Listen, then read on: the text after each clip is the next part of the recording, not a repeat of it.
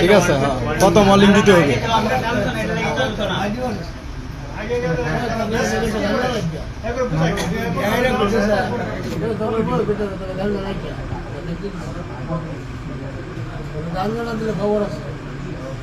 বেডিরে ধমক দিতেছে, আমি কারেন্টের কাজ করতেছি, বেডিরে ধমক দিতেছে, না দিলে খবর আছে।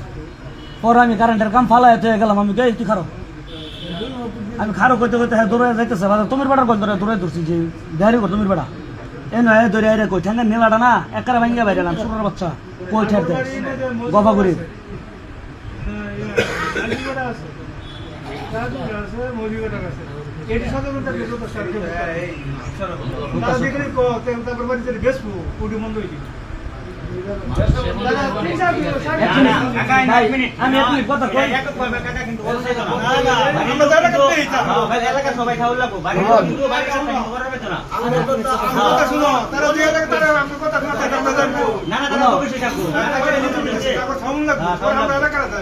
ভাই আমি এক মিনিট কথা এই যে বিষয়টা আমরা আজকে কিন্তু দেখেন যারা আইছি, আমি কিন্তু অনেকদিন ধরে আমার বাড়ির লোক দ্বারা অনেক চেষ্টা করছি বন্ধ করার জন্য, আমি পারি নাই।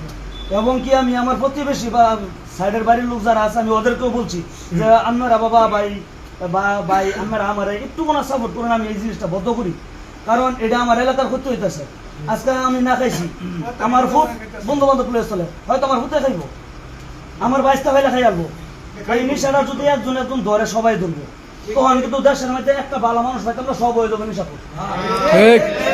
আমার ফুলবাড়ির মধ্যে একমাত্র একজন আছেন খানদারপুর, একমাত্র একজন থেকে হয়েছে দুইজন, এখন বর্তমানে অভাব নাই, এমন ফ্যামিলি আছে পুরো ফ্যামিলি গান দেখা আমার বাড়ির মধ্যে। আর এই সময়ে ওই সময়ে যে সময় একজন আছিল, একজনের গান দেখা, ওই মুহূর্তে যদি 7 জন লয়ে যদি ওই লোকটারা ভালো বানায় হতো, আমার ফ্যামিলি নামে আমার ফুল বাড়ির নামে কিন্তু গান করতো না, এবং কি আমার বাড়ির নামে গান না হলে এই এলাকা তুতো না। আজকে আমার বাড়ির কারণে এই পুরা এলাকা লয়ে গান তুলছে। আমি চাই আমার বাড়ির মতো যাতে অন্য কোনো একটা বাড়ি এইভাবে যাতে না আসে, যাতে সবার মতে সবাই যাতে দেশের প্রতি একটা টান থাকে, ভালোবাসা থাকে, সুস্থভাবে সুস্থ মস্তিষ্কে সব সুস্থ দেয় যাতে পরিশ্রম করে খাইবার পারে, বাঁচতে পারে।